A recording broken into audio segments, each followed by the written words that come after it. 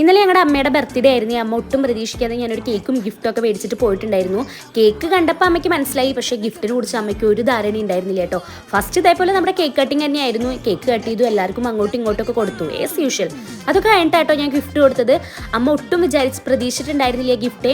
എന്നെ ഒരു മരുമകളെ പോലെ കാണാതെ ഈ ഒരു 3 വർഷമായിട്ട് എൻ്റെ അമ്മ മകളെ പോലെ തന്നെയായിട്ട് നോക്കിയിട്ടുള്ളത്.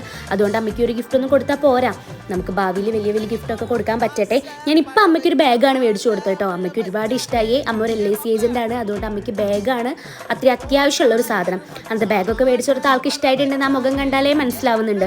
അമ്മയുടെ 2 മക്കളാണെങ്കിലും ഓൺലൈനിലായിട്ടാണ് കേട്ടോ ഇതാ ബർത്ത്ഡേ സെലിബ്രേഷനൊക്കെ കൂടുന്നത്. പാവം പ്രവാസികളുടെയൊക്കെ ഒരു അവസ്ഥയിലെ. അങ്ങനെ ഇതൊക്കെ കഴിഞ്ഞപ്പോൾ ഞാൻ നേരെ നമ്മുടെ കേക്ക് എങ്ങനെ ഉണ്ടെന്ന് നോക്കണമല്ലോ. ഞാൻ വാങ്ങിച്ചതായതുകൊണ്ട് പറയില്ലേ, നല്ല അടിപൊളി ബ്ലൂബെറി കേക്കായിരുന്നു കേട്ടോ. അത് കഴിഞ്ഞിട്ട് അച്ഛൻ സ്പോൺസർ ചെയ്ത മന്തിയും കഴിച്ചിട്ടായിരുന്നു ഞങ്ങളുടെ വൈൻഡപ്പ്. എല്ലാവരും എന്തായാലും നല്ല ഡബിൾ ഹാപ്പി ആയിരുന്നു കേട്ടോ. നമ്മുടെ നക്ഷമും ഫുഡ് കണ്ടപാടെ പാപ്പു എന്നൊക്കെ പറയണ്ട. അപ്പം അത്രയുള്ളൂ. Okay, by.